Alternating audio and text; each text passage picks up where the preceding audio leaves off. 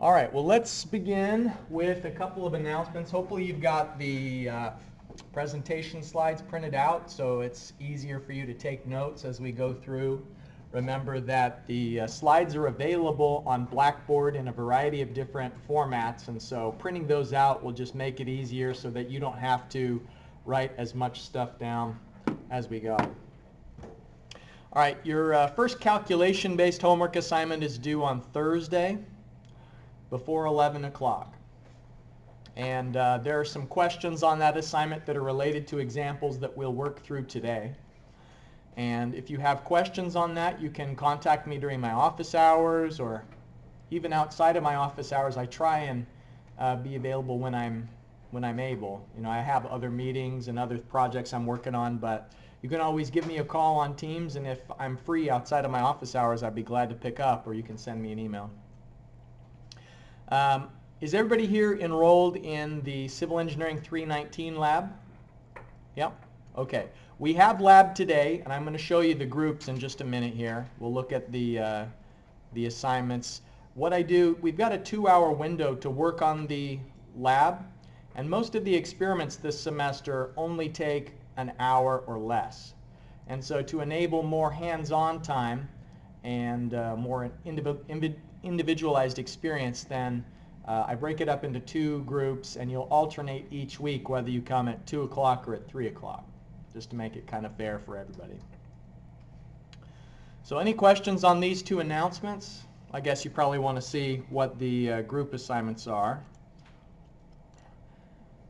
Gas laws, pressure, and surface tension. Any questions at all before we move on to that? Okay. I just thought actually I'd take a couple of minutes and tell you about where I was last week. You had online classes because I was over in France, Italy, and Switzerland, and I took some good pictures. I just thought I'd share it with you, you know, just to change things up a little bit. I was over at a trail running festival called UTMB, Ultra Trail Mont Blanc, and these are in the Alps. And it's a series of trail races over the course of a week of a variety of different distances. And so I was over there for that, participating in a trail race that starts in the Italian village of Courmayeur, and then it winds through the mountains, through France, and ultimately ends in Chamonix.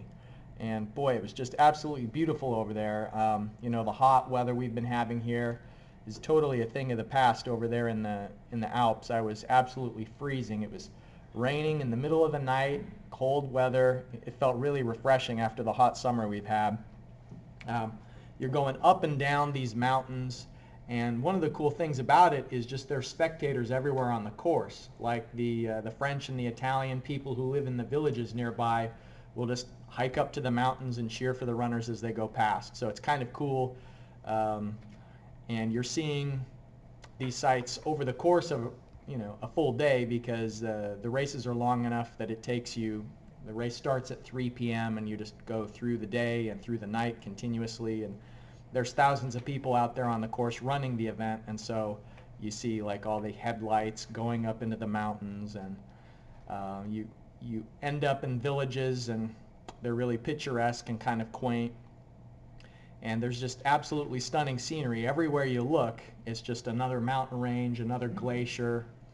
Absolutely beautiful. And then when you finish, you've been out so long, you really work up an appetite. I enjoyed pizza in Italy, and they have like this melted cheese dish in Switzerland called fondue. And of course, there's the Italian ice cream and crepes and all sorts of yummy breads and stuff. So if you get the opportunity to go over to the Alps, I highly recommend it, especially during the first week of school. You know, like what's better than that?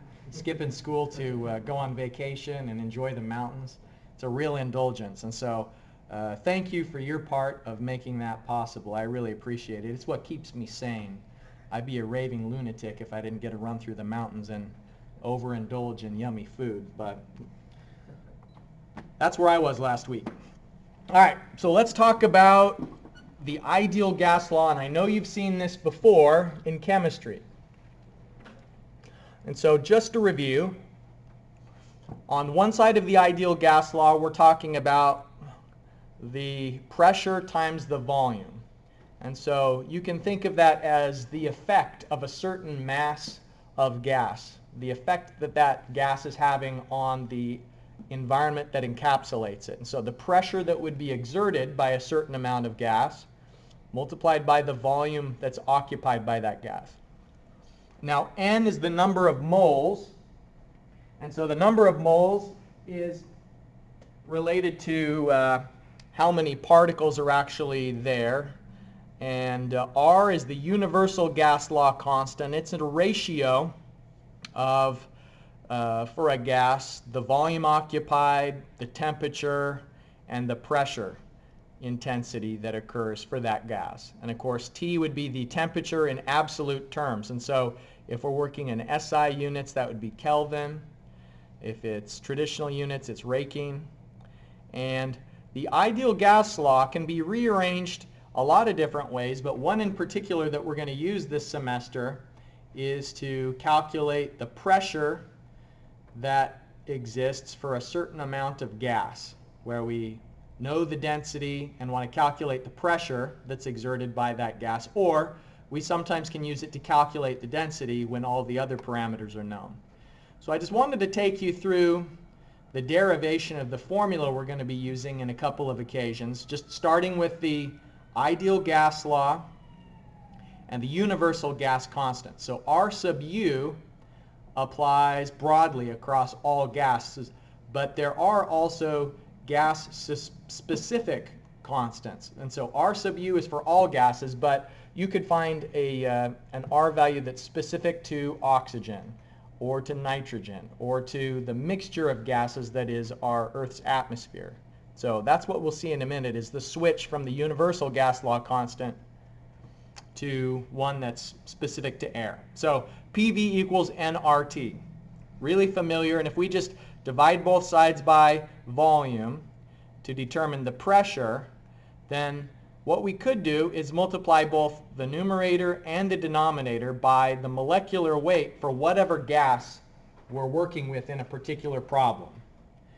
And so if it was a mixture of oxygen and nitrogen, that's our Earth's atmosphere, we'd come up with the density weighted average of the molecular weight. Or it could be just one pure gas, and we have the molecular weight of the gas that we multiply by the numerator and the denominator. And the reason for that is just to combine terms. And so down here below you see that the number of moles multiplied by the molecular weight of gas divided by volume, that is the definition of density. And so density would be mass per unit volume. And so for a certain gas, what we're saying is we're rearranging this PV equals nRT equation to be more convenient for the type of problem solving we want to do. And one aspect of that is just let's express in the formula density rather than these individual terms. And so here's what we end up with, that the pressure is equal to the density of the gas. And remember, the density, we got that by canceling out number of moles, molecular weight, and volume. Temperature remains, but then the other simplification is that instead of a universal gas law constant, we're going to use an R value, a gas constant that's specific to whatever gas we're working with. And so it would be the universal gas law constant divided by the molecular weight of our gas, because there was a molecular weight in the numerator that we canceled out, and then one in the denominator that's going to cancel out because now we're expressing the gas law constant in a specific way. So here's the final formula. We just went through those steps. I wanted to tell you where this equation came from. Comes from the ideal gas law. All right, so let's apply that in some problem solving. And what we have is a room that's 4 by 5 by 6. And so those are the dimensions of the room. And we kind of want to know what's going to be the density of the gas, the specific gravity, and how much mass is in the air in a room of those dimensions. And so, I mean, roughly, like order of magnitude, these dimensions are about the same as this room. I mean, maybe a little bit different. Our room probably isn't 4 meters tall, but you know, it gets us in the ballpark. So the question is, what would be the density of the air in this room? What's the specific gravity? Remember, specific gravity is when we compare the density of something to a reference density of water. And then also how much mass is in the room that has these dimensions. And we know the temperature of the air and then the pressure of the air. So we're going to use this gas law constant that's given here, 287 joules per kilogram Kelvin, and that comes from the appendix in your textbook, table A2. And we're going to apply this formula where it's the density of the gas is the pressure divided by RT. So let's just write on the board some of the things that we know already. I'm going to, it's always a little tricky to get the solution recorded into the video, the lecture video. So I think the solution of that, I'll turn off this screen. I'll bring the solution up on the recording. There we go. All right, so what are we given? We know the temperature is 25 degrees Celsius, and the conversion from Celsius to Kelvin is that we have to add 273.16 in order to get 298.16 Kelvin. So that's our absolute temperature. The problem statement said that the pressure is 100 kPa. So kPa is kilopascals, meaning 100,000 newtons per meter squared. Okay, so that's our pressure. And by the way, just this one time, let's look at the units in a fair amount of detail. Later on, we'll get more familiar with which units can just be known to be canceling out. But by newtons per meter squared, remember that a newton is a kilogram meter per second squared. That's the definition of a newton. It seems a little stuffy in here, I think. Let's put it into cool mode rather than heat. That's better. All right, so a newton is a kilogram meter per second squared. And so this units is kilogram meter divided by second squared times meter squared. All right, so we'll cancel that out in a moment. Now the R value that we have, R is 287 joules per kilogram Kelvin. That's the thing that we could look up off of the back of the book. A joule is a Newton meter, so that's the same thing as 287 Newton meters per kilogram Kelvin. And of course, a Newton we've already defined as a kilogram meter per second squared. So if we're just expanding out these units a bit further, it's 287 kilogram times meter divided by second squared, kilogram, and Kelvin. Okay, so we can cancel out the like units that we've got, and so that means there's kilograms in the numerator and the denominator. That cancels out, and we've got 287 meters squared divided by second squared times Kelvin. So we're just kind of taking everything to its base units of length, mass, time, and temperature. All right. Density, the formula that we had for density is it's the pressure divided by R times T. Okay, so the pressure is 100,000 kilograms divided by second squared times meter, because the meter that was here in the numerator cancels out and there's just one remaining in the denominator. So kilograms, second squared meter. So that is the pressure, and we're going to divide it by R, which is 287 meters squared divided by second squared times Kelvin. And then the temperature, we previously calculated that in Kelvin, is 298.16 0.16 Kelvin. All right, so does everybody have their calculators handy today? Can you get your calculator out and tell me what is going to be the density of the gas in the room for this pressure, gas law constant, and temperature? 1.169. Good, that's right. 1.169. What about units? Let's take a look at how do things cancel out with the units. This is going to be tricky, right? Okay, so what I think is sometimes the best way to handle the units is just put everything on one, like either in the numerator or the denominator of one line. So the kilograms is in the numerator, the seconds squared and the meters are in the denominator. Okay, these meters squared are in the denominator, but the second squared in Kelvin that's down here flips up to the numerator because it was in the denominator of a denominator. So second squared Kelvin, and then these Kelvin remain in the denominator.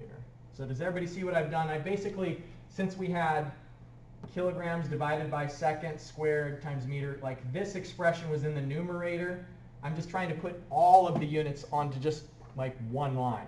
And so in doing that, we can cancel out the Kelvin from the numerator and the denominator, the seconds from the numerator and the denominator, and what we end up with is kilograms in the numerator, meters times meters squared in the denominator. So does that make sense as a unit of density? It does, because it's, well, I'm starting to get over here where you can't necessarily see. It's kilograms per meter cubed. So the units do work out. So 1.169. And actually, if you look in the back of the textbook, that's a pretty typical density for air. So any questions so far on this part of it?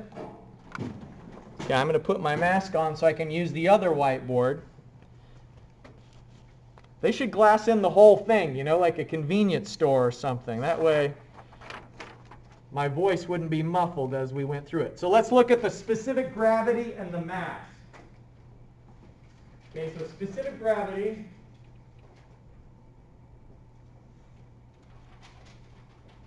I hope from your having watched those lectures that were posted online, you remember the definition of specific gravity is it is the density of something relative to the density of water.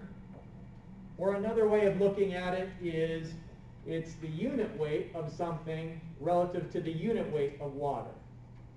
Since we've already calculated in terms of density, that's what we'll use. We'll use density rather than unit weight.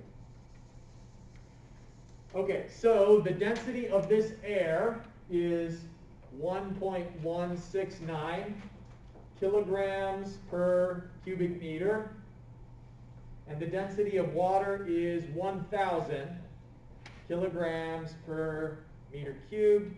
So the specific gravity is 0.001169. And specific gravity doesn't have units because it's just a ratio. Okay? That's the specific gravity. And finally, the last part of the problem was asking what's the mass of air in the room. So we had the dimensions of the room, and the mass is going to be defined as the volume multiplied by the density. By the way, are there any questions so far? Anything I need to resolve up to this point? Okay, so the volume of the room is 4 meters by 5 meters by 6 meters. And then the density of the air is 1.169. Excuse me, I started writing that wrong. Kilograms per meter cubed. Okay, so you've got your calculators out already. What is the mass? And it's going to be in terms of kilograms. How many kilograms of air is in the room? Roughly 140. Okay. give you some time to double check those calculations. I only see like 3 or 4 calculators out right now. An engineer should never go any place without a calculator. I mean, I got 140. Doing homework and forgot to put that one. all right, well, just this once you can use your phone as a calculator. I'll assume that you're not texting. I'll assume that you're doing calculations just this once. All right, I think what you should get is 140.3 is the mass of air that's in the room. All right. So that is our exposure to the gas law in terms of fluid mechanics. Any questions about the example?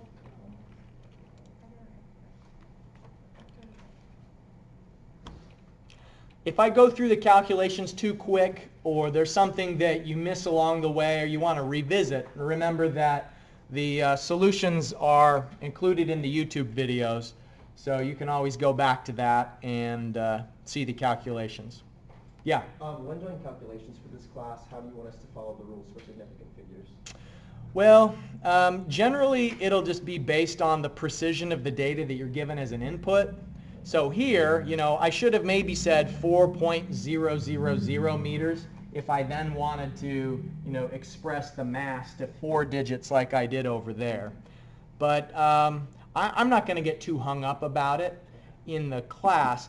A little bit more in the lab I will. We'll talk about it quite a bit in the lab because in there we'll be generating data, and when you show a lot of significant figures in lab data, then you're kind of communicating how much precision there was in the experimentation that you did in the lab. So I guess bottom line, don't worry about it too much in the class, but in the lab it'll be something that I'll give you some more instructions on. Thank you. Great question. All right, so we went through the units here, and part of the reason is that there are really a lot of different units available for expressing gas law constants. This is the universal gas law constant in a variety of different unit systems, and so there's like a list of, I guess, maybe more than 15 here, and this isn't even all of them.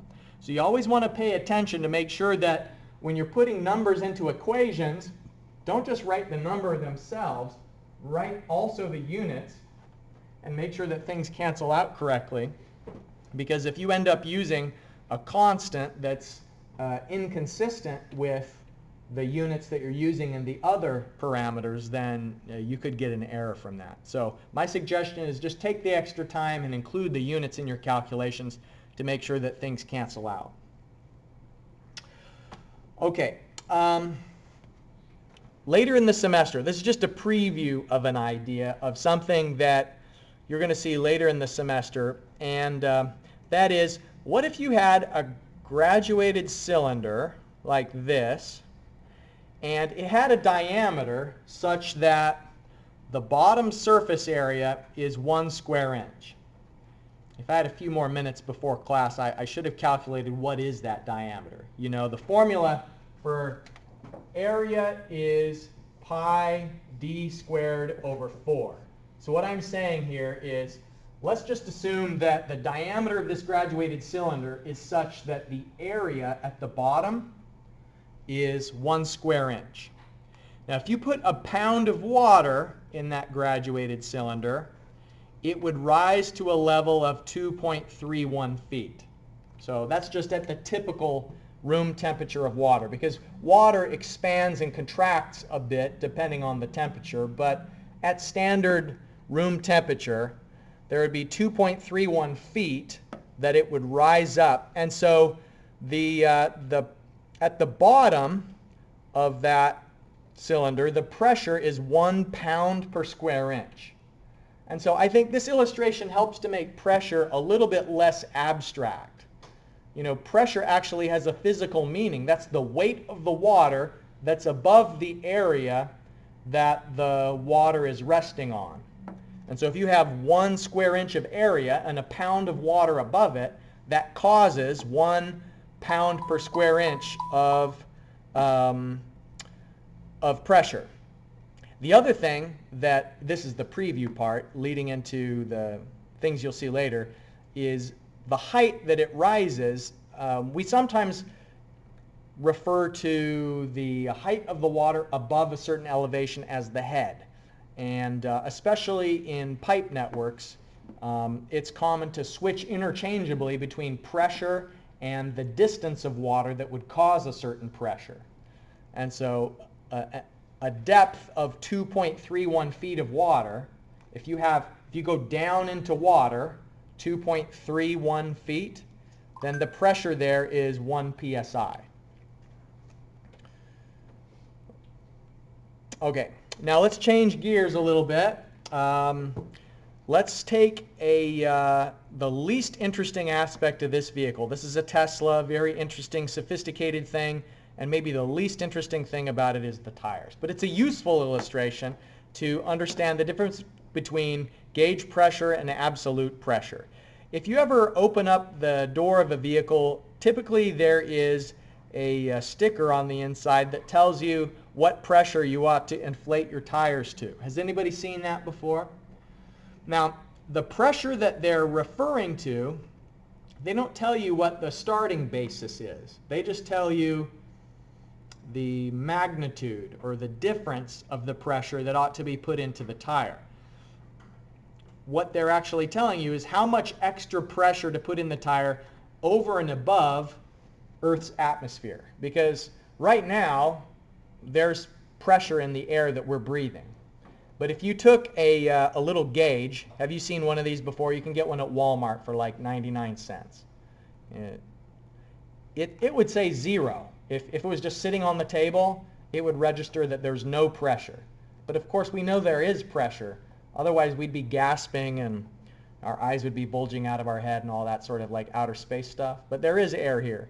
So on the moon, if you used this instrument, that truly would be a measurement where you'd be using absolute zero or vacuum as the starting point. But on Earth, when you use a pressure gauge, you're measuring how much pressure is in the tire compared to our Earth's atmosphere as the starting point.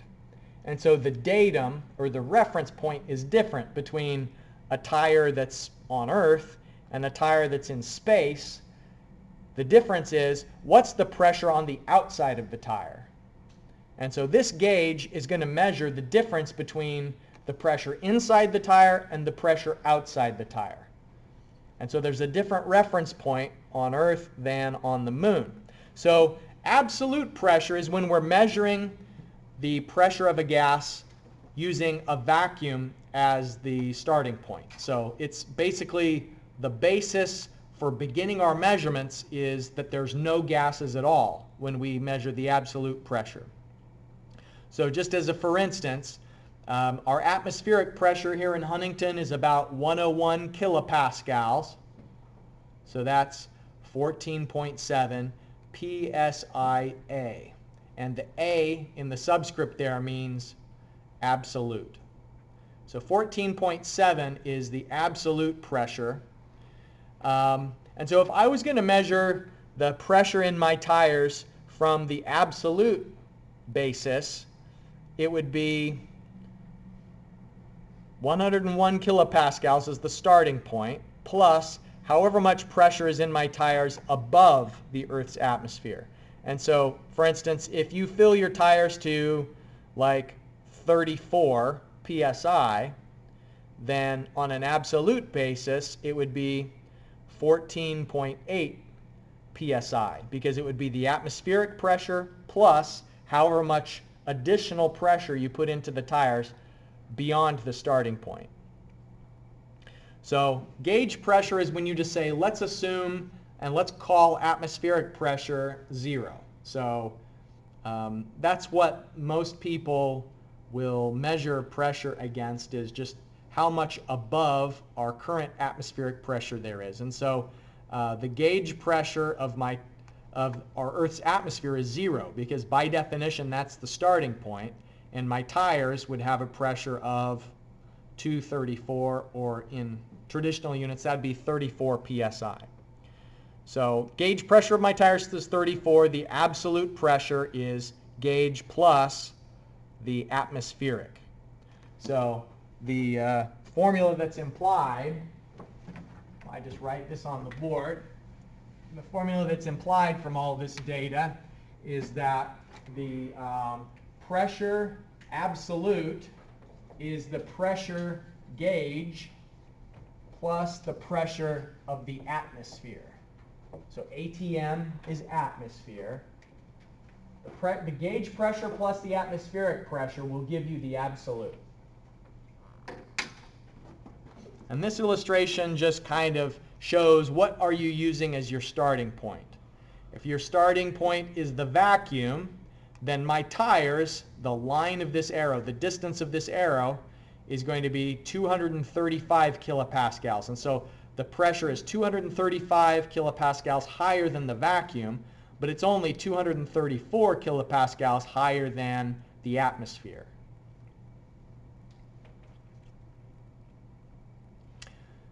Early on in the semester, we will always distinguish between whether we mean absolute or gauge pressure.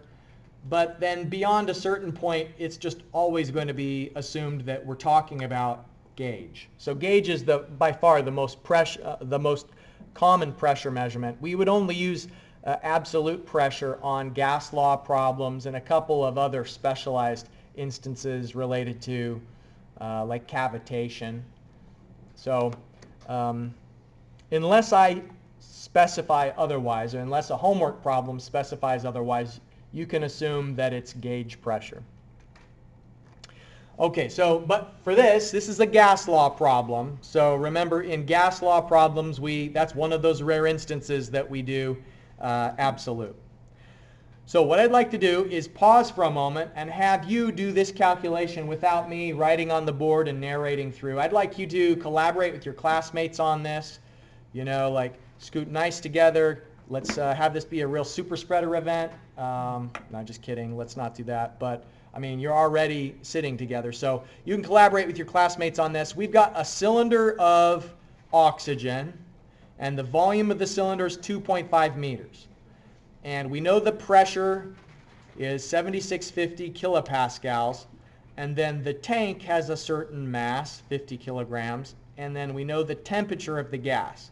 So using this given R value for oxygen and the previously derived formula for density, let's find out what's the total mass of the tank, and also then from the mass determine the weight of the tank. Remember, weight and mass are a little bit different, where weight is mass times G. So what I'm asking is, what is the weight of the tank material and the gas that's inside of the tank? All right, so let me pause for a second, give you a few minutes to do these calculations. And if you don't have your calculator here today, you can use your phone for the calculations, but just this once.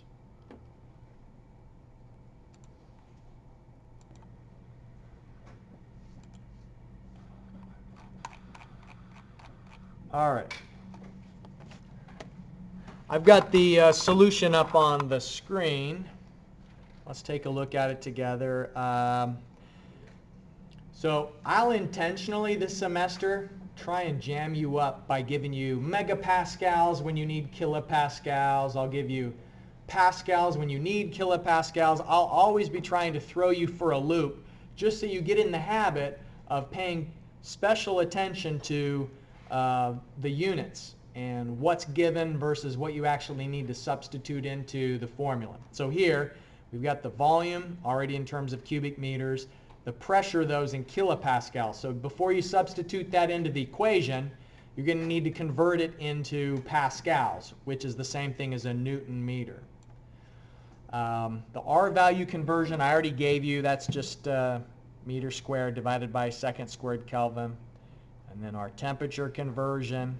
So the oxygen density, 74.9 kilograms per cubic meter. So if you want to know what's the mass of the oxygen, you can just look at the units of density and see you have to multiply by volume to get this cubic meters canceled out of the denominator. So mass is volume times density. And that's what we do here to find the mass of oxygen. So it's the density of the oxygen multiplied by the volume of the tank.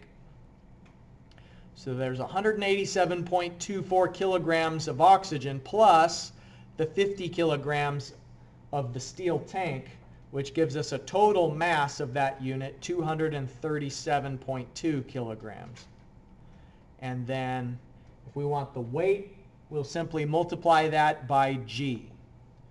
So multiply it by 9.81 meters per second squared, and you get 2327.3 newtons. Did anybody else get that same value, or at least something pretty close?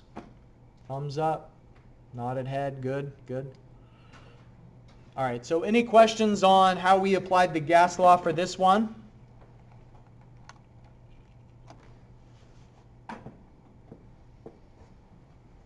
Okay. It always seems really obvious when it's up on the screen or on the whiteboard, but it's, when you get the problem statement, it's less obvious. But the more practice you get, the easier it gets to kind of see the path from point A to point B. So, if this just all seems mind-boggling so far, don't get overwhelmed or depressed about that. It's just a matter of practice, and eventually it'll come to you really naturally.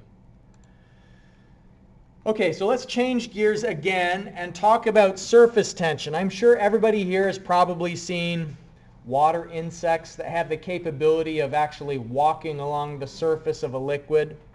So this bug is walking on water.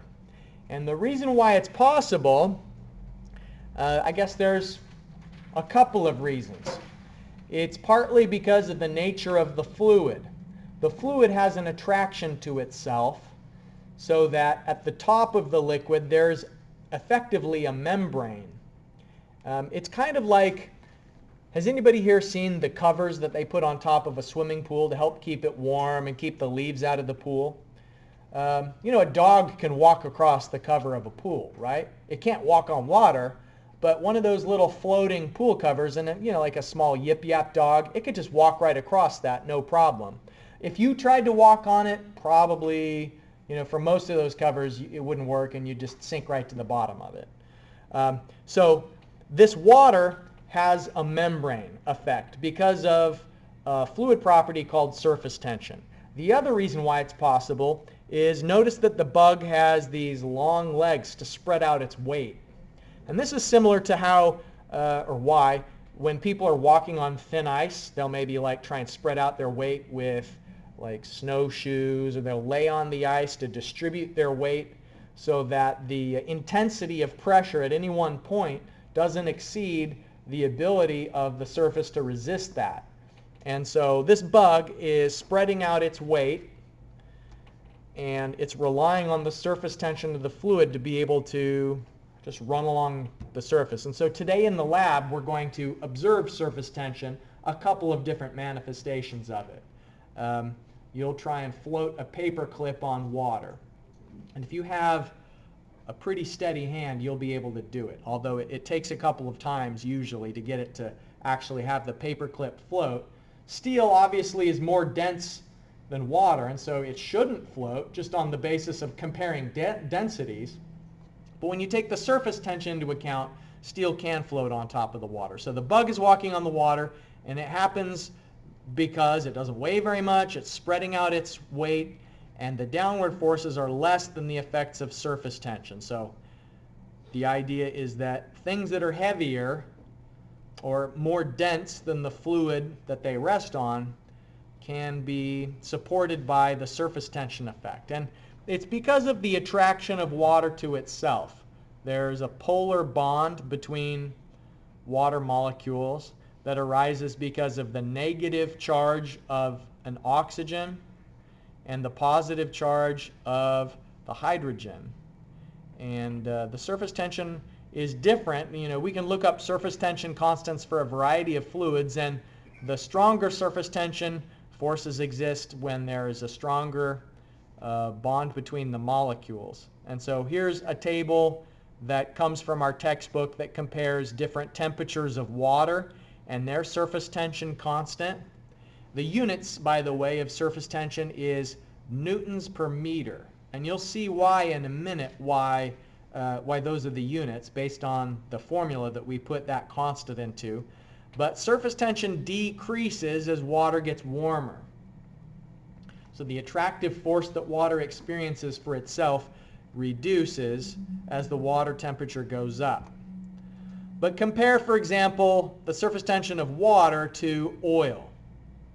So SAE 30 oil. We've got some in the lab, and you're going to work with SAE 30 oil today. And so the surface tension is less for oil.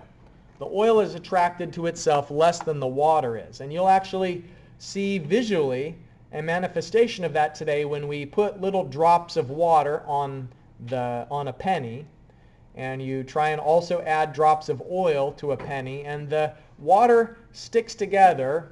It is a little bit more cohesive, so you can actually get a mound of water on top of the penny before it finally spills over to the edge. But you can't quite get as much oil onto a penny. You can't get as many drops because it doesn't have the same surface tension. One interesting fluid for a variety of reasons is mercury. Look at the surface tension of mercury. It's an order of magnitude greater than anything else. Mercury also has a really high density, and it's toxic too. So unfortunately, we don't get to play with it as much as we'd like because of its toxicity. This membrane effect arises because of the attraction that the water molecules have for the other molecules that are adjacent. And so consider this molecule that's submerged.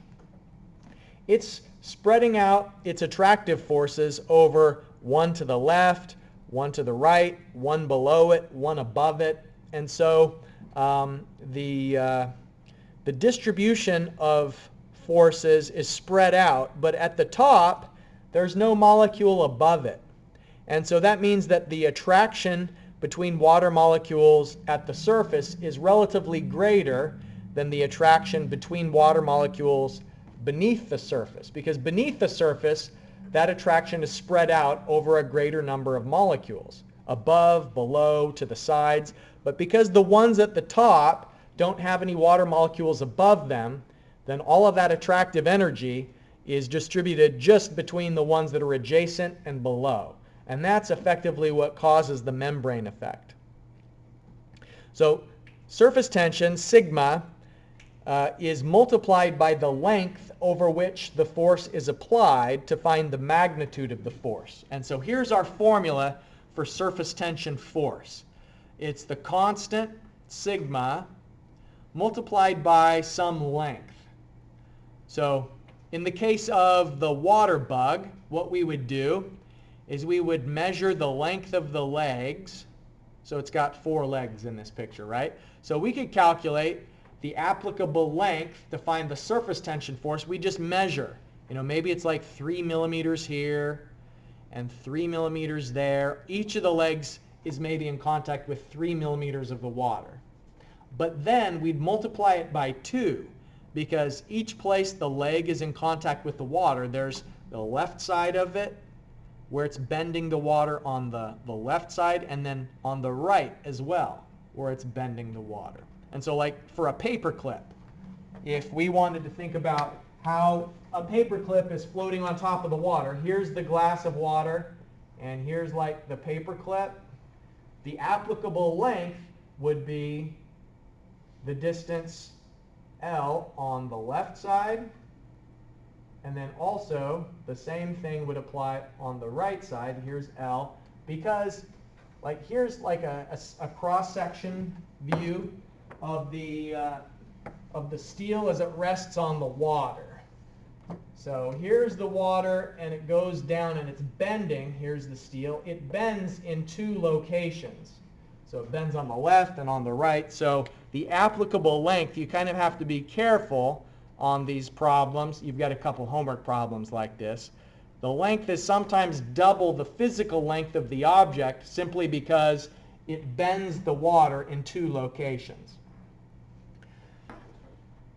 Surface tension constant multiplied by length. And so think about the units here. Surface tension force is newtons. The constant is newtons per meter squared, and then the length will have units of meters. One of the ways that surface tension manifests itself is with the capillary effect. And we'll see that in the lab today when I've got these really small diameter glass tubes and we're going to dip it into water. By the way, what time does our class end? Is it 12:15? Okay. Just want to make sure. I saw people walking around out there and it made me nervous for a second. Most classes at 11 end at 11:50. Yeah, but on Tuesday, Thursday, most classes are 75 minutes. So the people I see must be like getting out of math classes that meet 5 days a week or something like that. I don't know. All right. Anyways, not to get too distracted. Sorry about that. Just want to make sure. So in the lab today, we have these small diameter glass tubes. And you're going to dip it into water. And what you're going to see is that the water is going to rise up in the glass tube. And that's an effect that occurs because the water, in addition to being attracted to itself, is also attracted to the tube. And so surface tension can cause water to rise up in a small diameter glass tube in order to maximize contact with the silicon dioxide that's in the glass. So if you know the diameter of the tube, then you can calculate the delta H, the height that the water is going to rise in a capillary tube. There's this aspect of it, the contact angle, that varies depending on what liquid you're working with. In the case of water, the contact angle is 0, so it's not an issue. But if you're working with other fluids like mercury, for instance, then we would need to incorporate the specific contact angle of that fluid into the formula that's here. This formula allows you to calculate the force of surface tension that's lifting the water up inside of the tube.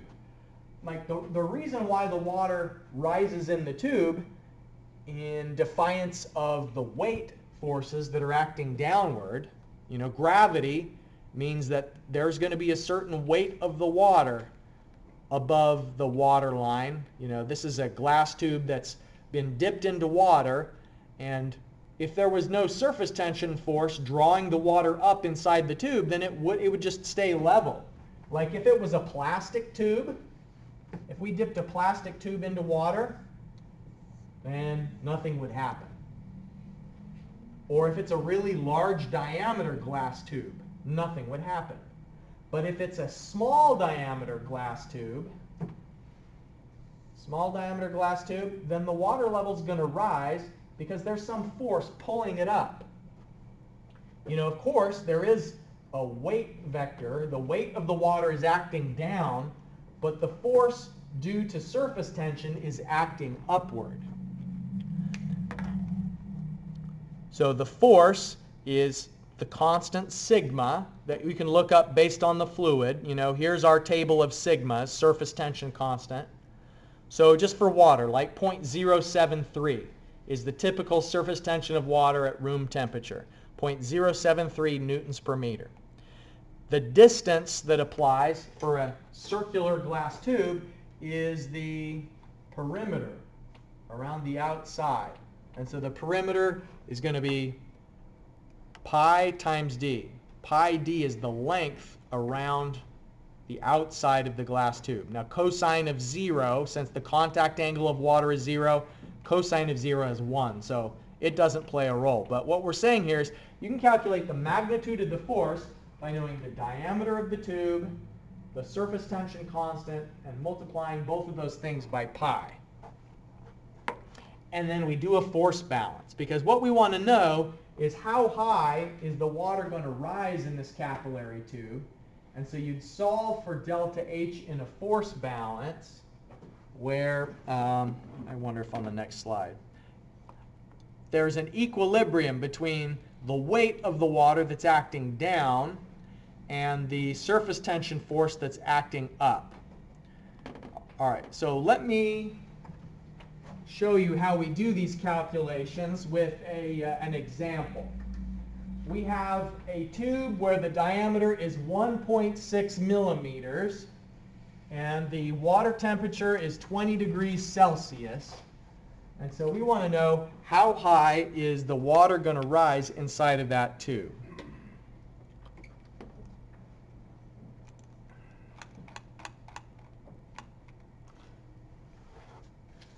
Okay, now at 20 degrees Celsius, there's a couple of things that we know about the water. The unit weight of the water is 9790 newtons per meter cubed. So that's how much weight per volume there is for water. The surface tension constant is 0.073 newtons per meter at 20 Celsius. The diameter of the tube that this is happening in is 1.6 millimeters. So in other words, that is 1.6 times 10 to the minus third meters. The formula that applies for the surface tension is the surface tension constant sigma multiplied by pi d cosine of the angle. For glass, it's 0, so the cosine of the theta will be 1. And we have a force balance that we're going to be doing where the water level rises, and we want to know for how much of the water that's above the surrounding water line, like for a certain diameter and a certain delta H, and there's this weight of the water that's acting downward, and there's the surface tension force that's acting upward. We want to know, like, what's the equilibrium between the upward force and the downward force. And so the force that's going down is the weight of the water. And so the weight of the water is the volume multiplied by the unit weight. The volume of a cylindrical shape, because remember, this is a glass tube that's cylindrical in shape, and it's rising up a certain distance. And so volume is just simply the area multiplied by delta H. And we're going to multiply that by the unit weight in order to find the weight of the water that's there.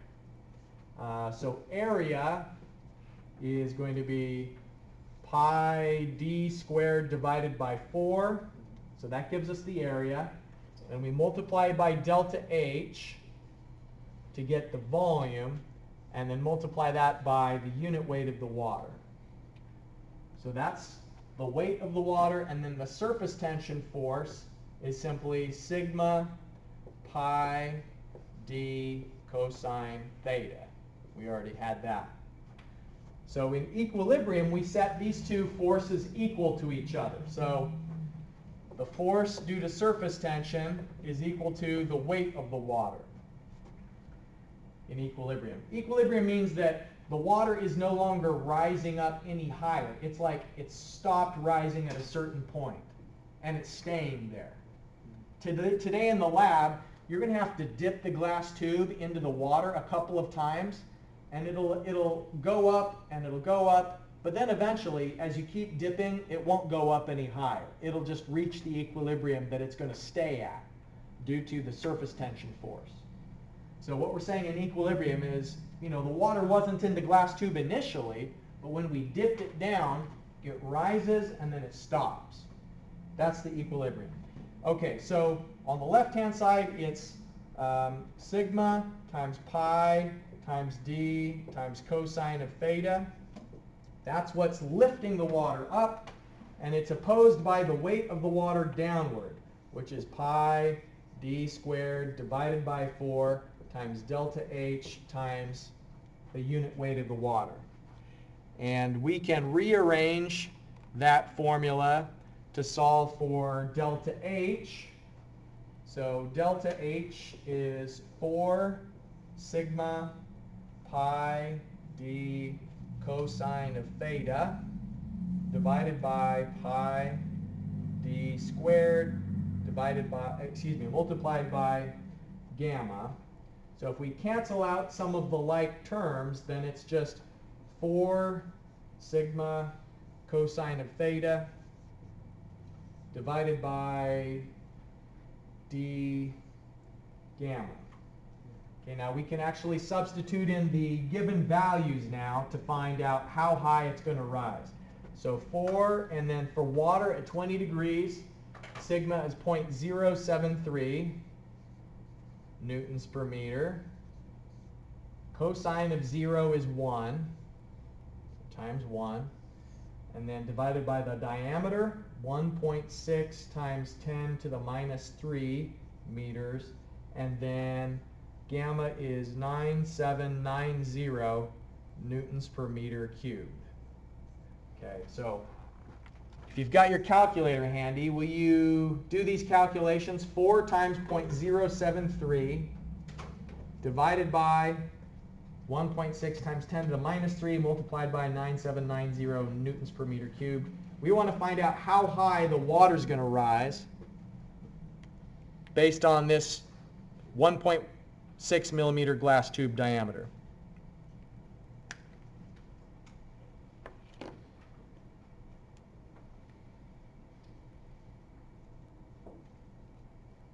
Did you get it? Yeah, I got about 18.64 millimeters. Exactly. Very good. Yeah, so what you should get, delta H is 0.0186 meters, which, to make that more meaningful, since our diameter of the glass tube is in millimeters, it makes sense to convert the height of the rise into millimeters. And so that is 18.6 millimeters if you multiply that by 1,000. So the water level is going to rise 18 millimeters, and that's approximately the diameter of the glass tube we've got in the lab. We'll look at it today when we're in there together, but you're going to dip it into water, and you're going to notice that the water level is going to rise inside of the tube. And it's not because of magic, it's because of surface tension. It's because the water has an attraction to itself and also has attraction to the material in the glass. And so it wants to rise up in the tube to maximize contact between the water and the glass.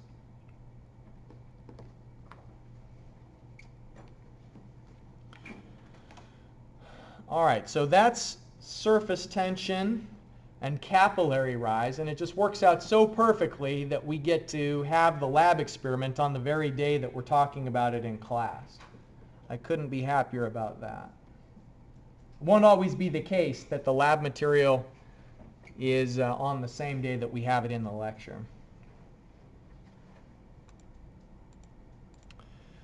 All right. So last thing, let's talk a little bit more about pressure.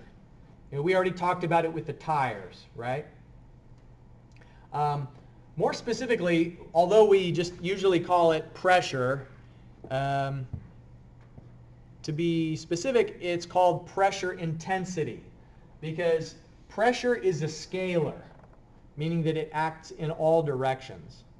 And the units are force per area, so pascals is newtons per meter squared. And what I mean by the fact that it's a scalar and not a vector is that it acts equally in all directions. If you're swimming in a pool and you go down deep, it'll start to irritate your ears. And it's not like you can turn your head down or sideways. No matter what direction you turn your ears, it's going to feel the same because it's acting equally in all directions at a certain depth. Pressure is only a function of depth and not at all affected by things like how wide is the body of water. So if you go down 1 mile in the ocean, that's the same pressure as if you go down 1 mile in a lake, or even in a very narrow channel. The pressure accumulates at the same rate. It's unaffected by the width of the channel. It's only dependent on depth. So this is kind of a trick question here. Which one has higher pressure at the bottom? At the bottom, there's the same height of the water above it, and so the pressure would be the same on the left reservoir as on the right reservoir. It only depends on how much depth of fluid is there above a certain point. Well, okay, that is it for today. We're finishing 5 minutes early. Remember that on the days where I keep you for 1 or 2 extra minutes. Let's just take a look at these announcements before you head on your way. Remember that the assignment is due on Thursday. And if you need some help on that, you can contact me on Teams or stop by my office or send me an email. And then we have our lab today at 2 o'clock and 3 o'clock. So I will see you then.